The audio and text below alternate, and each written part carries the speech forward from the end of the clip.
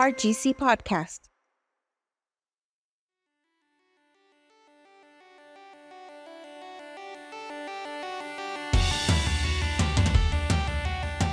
Hello, Grande City. This is Becky Rubio. And this is Melinda Gomez. And we're back. We're back from a very much needed vacation. Very much needed vacation. We took a little bit of time off and we are back today with a very special guest. He is the chief of the Rio Grande City Fire Department and Emergency Management. His name is Chief Manuel Muñiz, and we are very excited to have him on the show today. But before we get started with him, we're going to give a little bit of updates of what's going on in Rio Grande City. Melinda, you want to take it away? Sure. First up, we have Market Days coming up on August 19th. This is the Rio Grande City Main Street's monthly event that happens on Britton Avenue. And this time it is from 6 to 10 p.m. So come on over. It's back to school this month. This is a perfect opportunity to come and just shop around, enjoy the evening with some music and shopping and eating and all around entertainment for everybody. So everybody's welcome to come. And it's the third Saturday of every month. It's the third Saturday of every month. We also have coming up actually next week on Thursday, August 10th, it's going to be the Back to School Night of Prayer.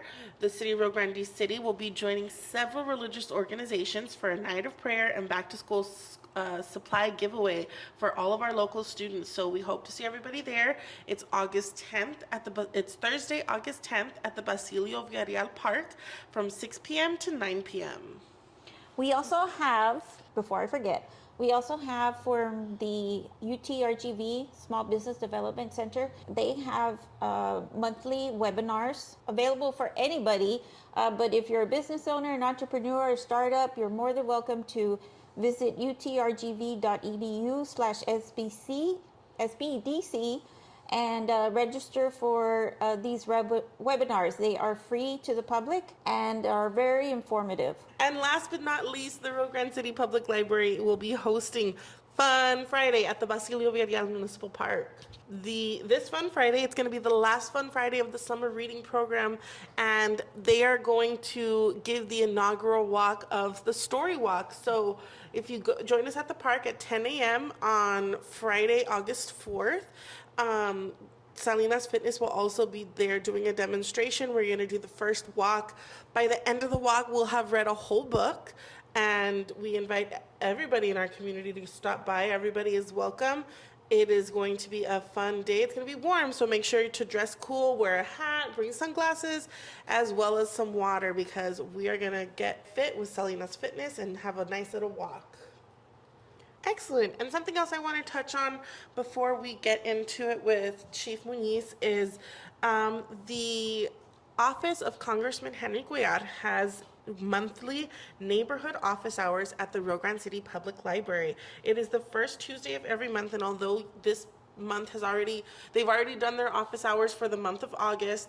The next one should be September 5th, and we invite everybody out. Robert Basan is there from the office, and as well as Alexis Gallegos, and they can help you with anything involving federal government. If you have questions on Medicaid, if you have questions on anything, passports, anything you're working on, they can help you and guide you into the right. They will guide you to the right resources and help you as much as they can. You just go out there and talk to them. They're so nice, so friendly and fun to talk to. And again, it's every first Tuesday of every month at 1 p.m. at the Rio Grande City Public Library. Okay. Alrighty, so without further ado, let's get into it with Chief Manuel Muñiz of the Rio Grande City Fire Department. I love it.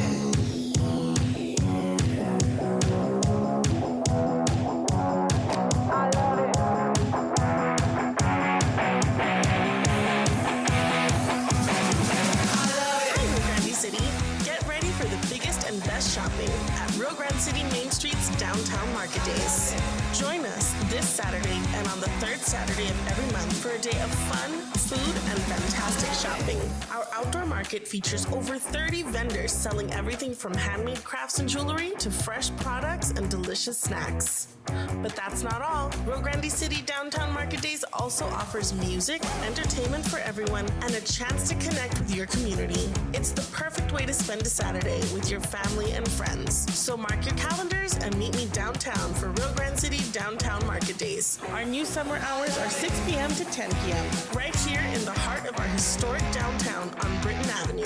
Don't miss out on the deals and the fun. We'll see you there. All right, we're here with Chief Manuel Muñiz. I don't know if you want to give us your full title because I don't want to mess it up. Well, good morning. My name is Manuel Muñiz. I'm the Fire Chief and the Emergency Management Coordinator for the City of Rio Grande City.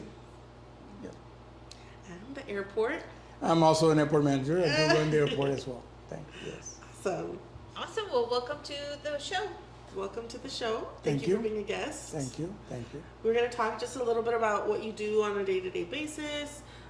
Just kind of let our audience know like what it's like to be you. Okay. Well, Day in the life. the day of life of myself. Well, every morning, obviously, I check my emails. I get emails from all over, basically the state of Texas. I'm also with the COG and keeping up with the emergency management stuff. Besides my other duties at Fire Department, I do fire inspections. I keep up with those as well, the codes and stuff. And the day-to-day life with the guys as far as making sure they keep their the trucks up to par, the classes going. Myself and the assistant fire chief, Martin Galvan, we basically run the show as far as just making sure everything's running smoothly. Anything that needs to be done, we need to bring it up and take care of this stuff. Awesome. So, how did you get started in your career? Well, initially I wasn't in the fire service. I did continue back, I want to say 26 years ago. This is my 25th year here. I had the opportunity to join the academy, to go into the Valley Academy Alliance. I went there for 5 months of, it was over 624 hours of college, hours of firefighting. I went there, I took it, I passed it. I continued with another couple of weeks of EMR, or actually ECA, which is an emergency care technician, basically a medical part of it. In order to become a firefighter, you need to have both the firefighter certificate and a medical background. Wow, I didn't know that. Whether it's an EMR or EMT or whatever, or ECA. Those are the options you get. But you need to have one in order to complete your full service of a firefighter, to be a firefighter service. And was that something you wanted, like, always to do? You know how they... Well, not growing initially. up, you know, like kids went like, oh, I want to be a firefighter or I want to be a policeman. You know, was that something that you ever thought that you would, even though you may have thought about that, was that something you would think you would go into? Obviously, as a young boy, as a child, you think of it, being in law enforcement, being in firefighting. As you get older, you change your mind changes and all that stuff. Your career changes as well. And like I said, I didn't jump into it to maybe, I want to say half a year into it. I realized there was an opportunity. As a matter of fact, I had a home I used to stay at, burned down. So it didn't burn down, but the kitchen caught fire. And ever since then, that raised me up more of things that, the safety part of it, that got me involved more in that, and that basically influenced me to join. Okay. So next time around, I have more knowledge of things around the house and stuff like that. That's crazy. And I loved it. It fascinated me to a point where the opportunity came about, and I took it, and I've been here 25 years later, still working here as a fire department. And you've always been here in Rio Grande City? Yes. Did you grow up here? Born and raised. Well, I was born in Mission, and I raised here all my life. I've been here for my years. I went to elementary here in Roque Guerra, and obviously we graduated the high school when it was back over here in the campus before it burned down. Oh my God! Yes. So the original is no longer there, the original high school, but I did graduate back in 1985. I did go to college after that. I went into a field of business. I went to TSTC Okay. when it was first TSTI originally. And I got my degree, well, my certificate in business accounting. Okay. And I followed that up with working at an accountant for HEB here locally, where LAX used to be. That's where HEB used to be there. Yes. And like I said, I've had my share of jobs prior to joining the service after that. How old were you when you joined? When I was in the, when I started, When you started, yeah. 29, 30 years old. Wow. Okay. So I like started real late. Nowadays, people start basically when they're young. And Yeah. we encourage people to get this as when they're young. So we have a lot of young firefighters.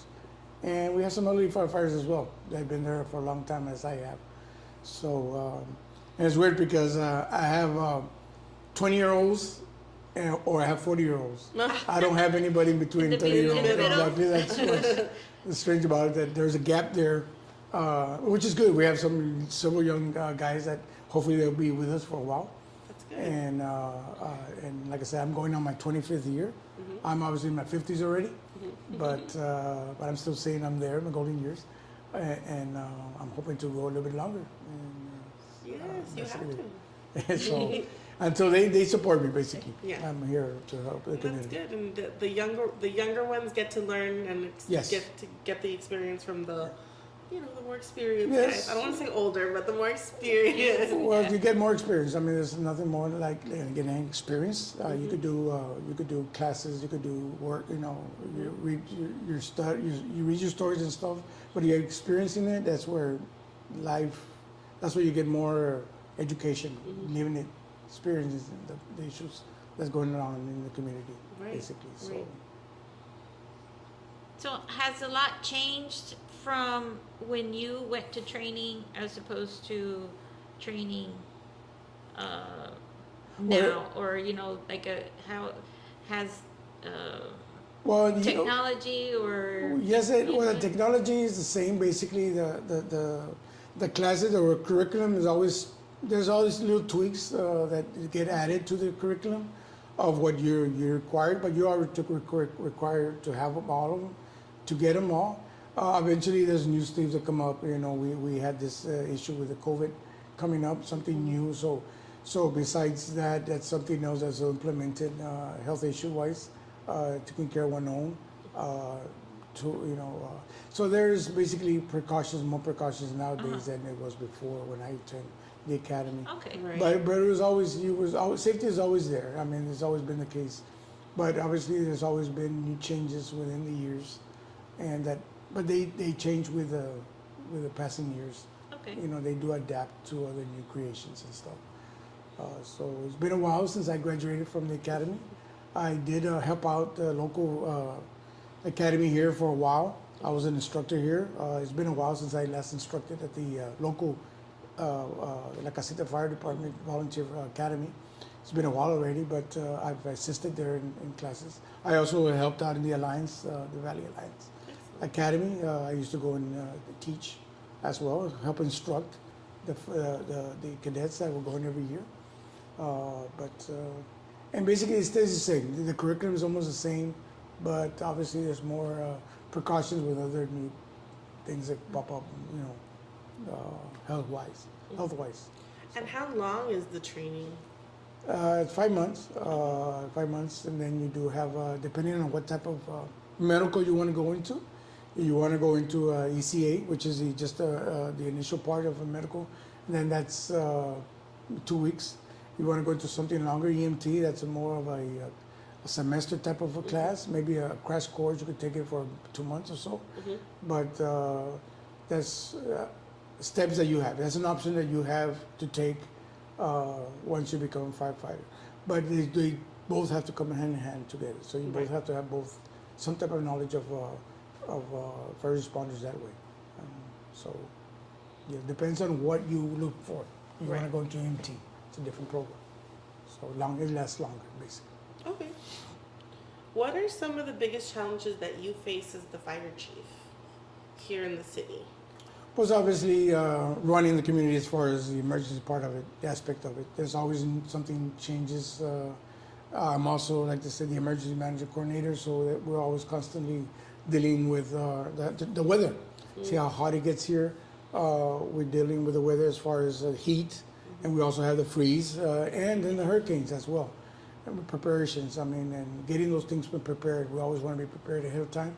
So we keeping up to date and with all that stuff comes along with being what I do. As far as firefighting, like I said, challenges. Besides just with the guys, we have to run the budget. As far as we do have to coordinate with the budget, like any department does. We have to balance it out to what is that we actually need and what we can work forward to get in the future. Obviously, the city is growing, so it's always good to, and we are going to be getting a new public safety building, which is great. It's going to be an improvement for the city as far as having now 2 stations to respond. Now, like I said, because like I said, the city is growing. Like you see, the community is, a lot of businesses coming up. So it's very important to keep up with time, and we're moving ahead. And I say that we are moving nice in a nice pace, and to keeping up with the demands of the city. Yeah. You mentioned emergency preparedness, and we are in the middle of hurricane season. So what tips or what are the top things that we need to look out for, or what we would need to be prepared for? Was obviously the hurricanes is an issue with the floods. Right. So obviously the people here already know where the floods occur, low-lying areas, and we always encourage people, to when they dispense their trash or dispense debris, cut branches and stuff, to pile them up, because those tend to flow with the water if it rains and stuff. We don't want to be covering any type of drains and stuff. So we always encourage people to be cautious of look at the weather. Keep monitoring the weather as far as we do, and prepare themselves whenever a hurricane comes, making sure that you do what you need to prepare yourself for a couple of days without going with power, maybe, and prepare yourself for that. Obviously, you want to have water, you want to have some canned goods, you want to have all this stuff to prepare yourself. Batteries as far as for flashlights, candles, and even though you have to be careful with candles, and just to prepare yourself for the worst, is to give us help as far as dealing with and trying to give yourself an upper hand in a disaster, basically. Is there anything we need to be looking out for right now? Like I don't know if there's any like major systems out there that like. Well, like I said, right now we're dealing with the heat and the drought. Yeah. Obviously, we have to be careful how we consume water. Also the heat, stay hydrated, drink a lot of water, try to keep away from the direct sun for a while. Try to do everything you possibly can physically in the morning or late in the evenings. And when you use at home, when you use your washers and dryers, think of using it maybe at the evening, later in the evening, instead of doing it during the midday, during the day. That actually, it's funny that you mentioned that. And this is a small anecdote. No. We can cut it out if we need to.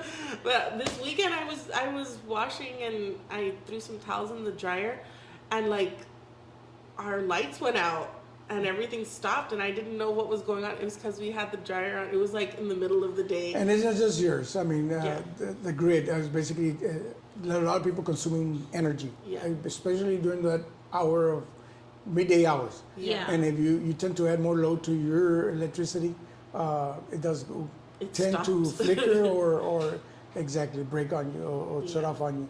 So it's important just to do that. I mean, you want to keep your home cool as well. Also keep it at a steady number, and don't be turning off and on your air conditions and stuff, and keep them steady. Have fans rotating. Basically, fans are a good source of keeping cool. Now, obviously, I'm talking during the summer days. You want to keep them cool. just try to, when you cook, obviously you cook, you don't want to be cooking and drying and all this stuff at the same Yeah, time, at the same because time, you yeah. are using, a lot of, not just yourself, but your neighbors and the community basically. So it's always encouraging to try that, to limit your use of your power use basically of your home. How do you? Are there any other tips that you can give, like, as far as, Home tips? that? Just that home tips? Home tips. I know a lot of people use extension cords. It's always good to eliminate extension cords and use power strips instead, Okay. because they tend to generate more heat, an extension cord, than a power cord. The power cord can also can trip on just the power source itself instead of the whole thing. So it's good to do away with cords. Try to minimize your extensions. Adding an extension cord up to another extension cord just to reach to, it's very hazardous that way. Right. Making sure, even though a lot of people are not using heaters this time of year, but when you use heaters, keep them at least 3 feet away from any type of burning material, Right. beds, sheets, couches, curtains, just to keep them away. But candles, you want to turn on candles, also very vigilant where you leave the candles laying around. Make sure you put them on a solid surface. You want to also keep making sure that you stay away from any material around your candle. It might get tipped over. You want to put them in the sink. Let them. It'd be the best place to put a candle, or in the middle of your stove. Okay. Basically, you want to put it where something where you don't know, you won't be tripping on it, so or tipping it over basically. Just to keep in mind things like that. Your cords, make sure they're not wrapped around a pole, anything where they twirl and twine. Right. If you are going to use extension cords, make sure you extend them. You don't have them wrapped up in a coil, Oh, okay. because that can generate also some type of static electricity on, and it's very important to extend them. Yeah. So yes, so just be cautious. And when you're cooking, obviously, when I say when your moms or dads are cooking in the kitchen, making sure the kids are not playing in the kitchen at the same time. You want to keep that space about 3 feet away from the kitchen area of the cooking materials. Making sure your handles are not sticking out. You don't want to be somebody walking by tipping over something hot that you're cooking. Put them inward so you don't come across it.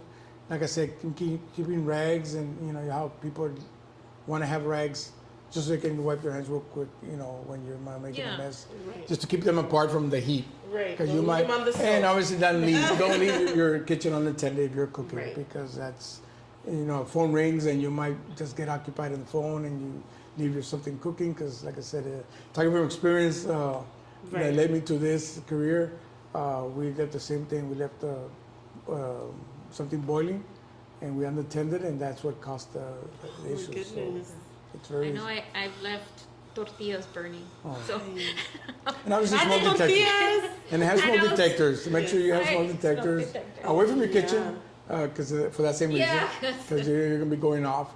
Every bedroom needs to have a smoke detector. Hallways leading to bedrooms, make sure you have them. It's always good to have a portable fire extinguisher. You could buy them in local stores. Extinguisher just to have them. You never know; it might come useful. Right. Just to be vigilant and take all the precautions. Check your batteries at least twice a year. Make an escape plan. In other words, when an emergency happens, making sure you follow a plan with all the family members are living in your home to meet somewhere, just so keep count of what if there's a case of a fire, you'll come across a fire that you all meet somewhere. So when the fire department shows up and first responders show up, they know that everybody's out of the house to deal with it. Because the first thing we do is we need to make sure people are out before we start adding water to a house fire. Even though as strange that might sound, it's like you don't want to create more steam, heat, because Right. once you start adding water to a fire, that's where it's going to be. The visibility gets worse, and the heat inside gets worse. And if you have people still inside, that's why it's very important to make sure nobody's in there before we start adding the water. I just want to add, and I know this might be silly, but also include your pets in your escape plans, because Yes. I'm not leaving my house without my cats. Especially nowadays that they're indoors. There are a lot Yes. of animals that are indoors. Exactly. I will And, not leave without my cats. And unfortunately, I mean, people don't have doggy doors or I pet know. doors. I Yeah. mean, unfortunately, they're going to be trapped in there Yeah. until somebody gets them out, and they can't speak for themselves. So, Yeah. so that's the only precaution you have with animals. But keep in mind, we do get them out too. So if Good. we do come across, hopefully we never do come across a house fire, Right. and you do have pets inside, or make sure you address somebody that's arriving there that of issues like that, where you might come across that. So it's good to know. Very good. Those are good tips. Yes. Very good tips.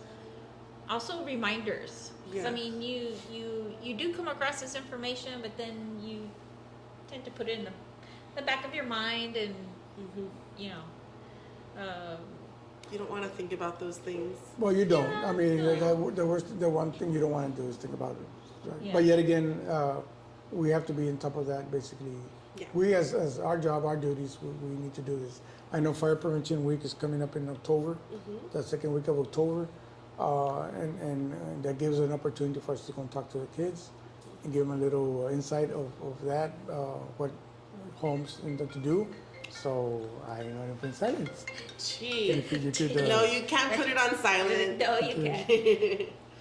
So, well, yeah, we're gonna have Fire Prevention Week coming up in October, and we go out to all the elementary schools, and we also do daycares, Good. and we go and take Sparky with us, and we teach the kids about fire safety and what to look for, and if ever not to be afraid of the firefighters, just to make sure that, one tip I do ask is when you're in your home, close your doors. I mean, leave your door closed, even though some parents want to have their doors open.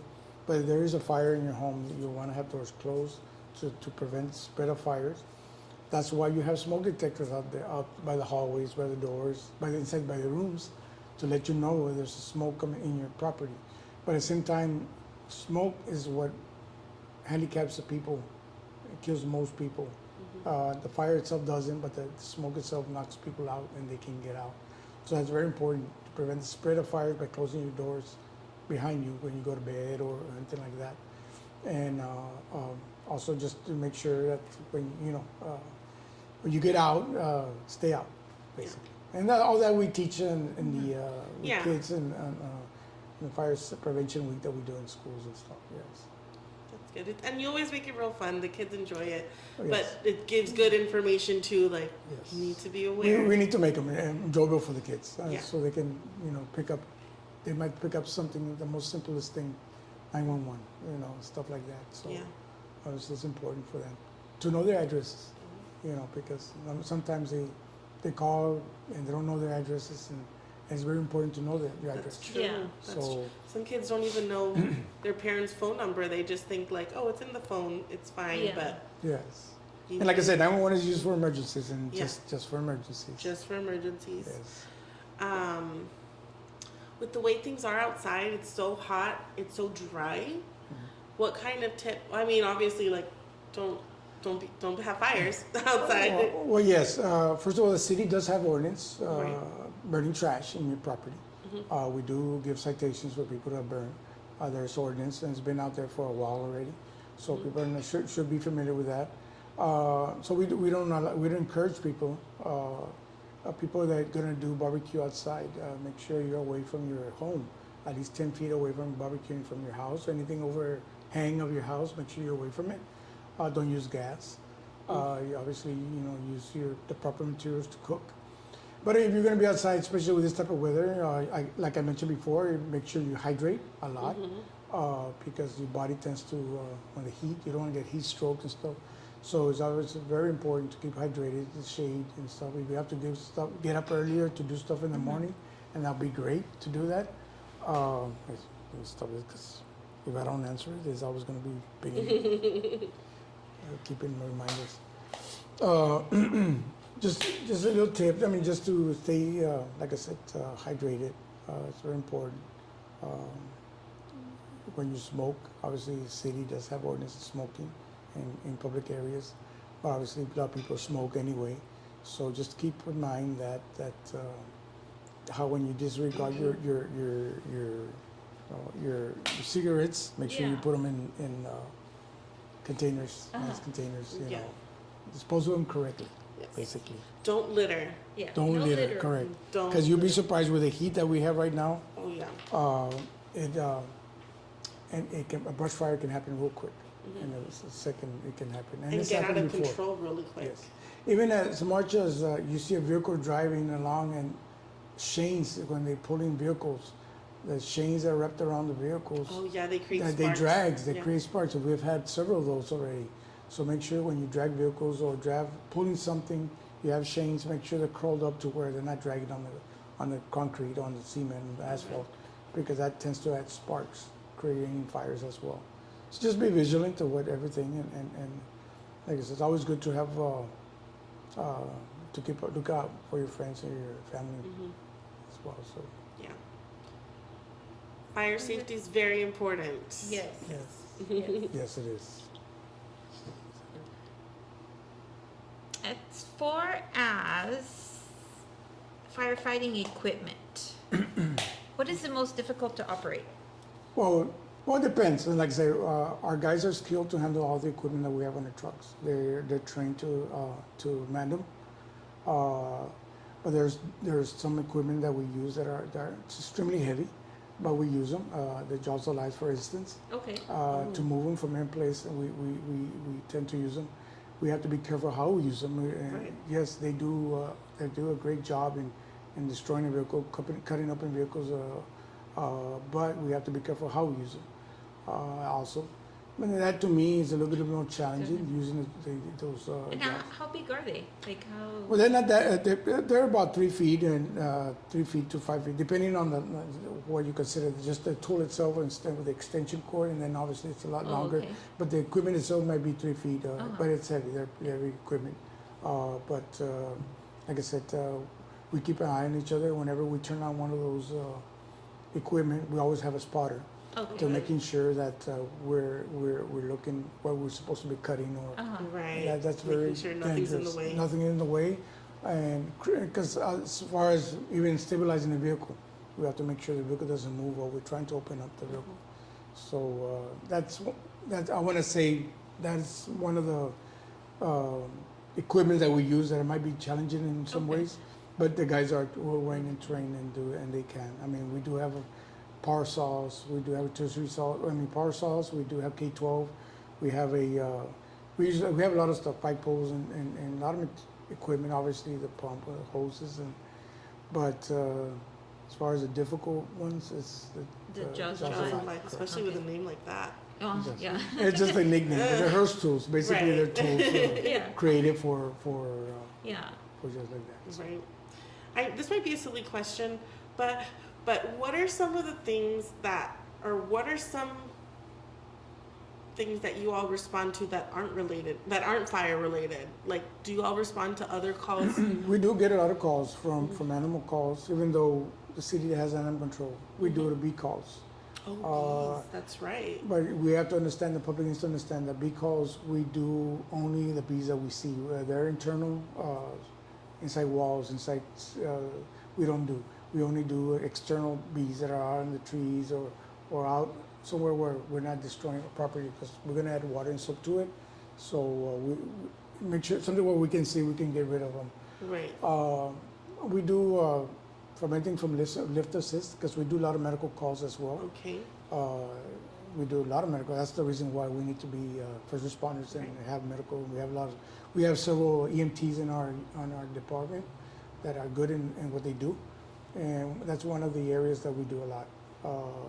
Emergency medical services. We also, like I said, we do that. We do gas leaks. We do investigate fires. Obviously, we do inspections. We do a lot of materials. A lot of hurricane season comes out, we help out in doing Right. sandbags and layering sandbags and stuff like that. Rescues, like I said, we got a new truck this year. Currently a brush truck, basically an army truck that we can use it both as a brush fire and for brush fires and for rescues for floods. Excellent. And we have a boat as well. And we have people actually going this week to get trained on swiftwater rescue, because we have had some, we use it in the river, obviously. We do butter recoveries, and unfortunately we do that. And we provide a lot of mutual aid because around our community, we try to help out the community, as a whole. Right. And we do anything from that, service calls, we do also service calls, lift assist, fire alarms, basically dry alarms, no fires, but fire alarms. We go investigate Right, what the to reason see. for an alarm and stuff like that. So besides going out and educating businesses, because they call us to go and give classes in fire extinguishers, so we show them how to use the proper way and use the fire extinguisher. We give them some fire safety tips. We go to daycares to teach the teachers there, not Okay. necessarily the kids, but just to go and teach, show them also the do's and don'ts Right. of when they cook and what to do and what to keep an eye out for. So we do all that services. There's a lot more. There's a lot of those things that we do, but there's some other things that we actually do besides house fires, vehicle accidents, vehicle calls. Yeah. So Well, you've shared a lot of what the fire department does and a lot of what you do as fire chief. So, what is it that you like to do on your off time? well, believe it or not, I have If you have off basically, time. I do have off time. Okay. And I just go home and relax. Okay. I have pets in my house. Okay. I do tend to have some pets in my house and family time. Whenever time I have a chance, I spend it with my family. I don't have one hobby to say. I'm not one to go out fishing. I'm not one to go out hunting. I'm more of a family-oriented person. Okay. And I'd rather just stay home. You say, you're home, you're out of trouble, you're not anything. So basically that's what I do. I do, like I said, water the lawn, I do a lot of in the house. In the house. In the house. Because I don't really have too much outgoing things in mind to Right. do. Correct. So I mean, what I ki- take my little, What kind of pets do you have? I have dogs, Okay. and my wife has cats. So we have both pets. We have 4 dogs. Oh my We're a goodness. German Shepherd. We have a lab that are outside, and I have 2 Shih Tzus indoors. Oh, okay. So. And do they get then along with the cats? They get along with the cats. The Oh. Shih Tzus do. Yeah. My little 2 dogs. The ones, the lab and the German Shepherds, they don't. No, they'll eat them. Yes. So obviously, so I'm a family. I like animals as well. So. Yeah. Well, that's Look at good. That's awesome. Thank you for joining us today. My We pleasure. My pleasure. Learned a lot, and hopefully our community takes from that as well. Like, you do the fire department as a whole, like, does the best to protect our community. Yes. You're for our community, and from our community. I don't think there's anybody that's part of the fire department that wasn't born or raised in Well, Stark County. Well, for the most part, all of us are from Stark County, Yeah. one way or another. Not in the city itself, but we might have several that live here. But throughout the county, we have several firefighters. But obviously, we get them where we can get them. Obviously, hoping this coming year we can get more staff. That'd be awesome. And so we'll be advertising later on. Hopefully, I don't know yet for sure. But once this public safety building goes up, maybe it's something where we can expand also on that power. Right now we're 15 firefighters, including 3 administration. Okay. But we do both administration suppression. So we have 4 guys that are always working, no matter what, 24/7. So the community can rest assured that we do always have somebody, for the community. Yeah. We need somebody. So Okay. Well, thank you so much. Thank so you so thank you. much, No, Chief. thank you very much for having And me. we'll invite you again. You said October was Fire Prevention Fire Month, Prevention so Month. we'll Yeah. go ahead and I'll see go if give you out can, an when you or somebody could come out and just give some quick tips again and give Okay. reminders Yeah, for to, sure. to our audience. And obviously we'll invite you out because obviously the Yes. first one is always the one that we like to have it basically recorded. Yes, at the auditorium. The auditorium, You all correct. do a little skit every year. Correct. Are The guys- mayor opens up the proclamation, and for Fire Prevention Week, he reads what's going on this week, and then that's usually what we do. And we do a skit. We do, generally, depending on the theme Yeah. Okay. of the year, because every year is a different theme, and we'll go by that theme as far as how we're going to present it. Right. But we always present the same thing, which is obviously 911, fire safety, stop, drop, and roll, all the basic ones. The We major incorporated with what we need to. And what is the theme this year? Do you know it already? Cooking safety.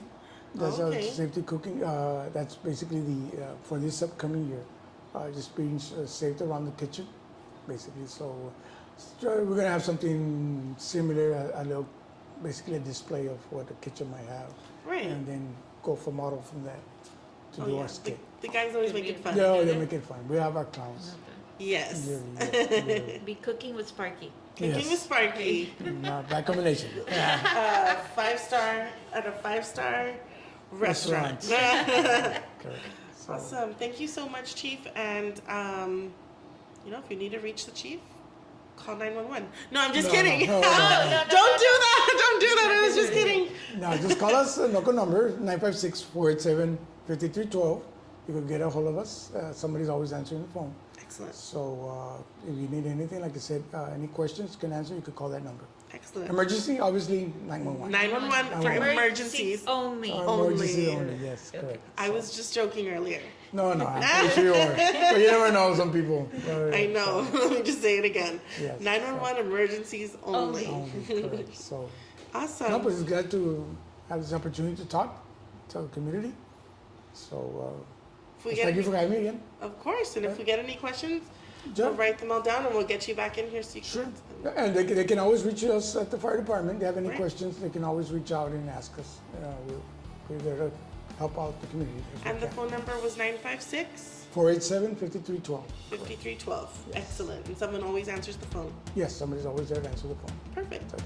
Thank you, Thank Chief. you, y'all. Thank you. Thank you. Thank you. This podcast is an initiative of the City of Rio Grande City and the Rio Grande City EDC. If you would like to know more about certain topics pertaining to the municipality or have an idea for an upcoming podcast, email mgomez@rgcedc.com or brubio@cityofrgc.com.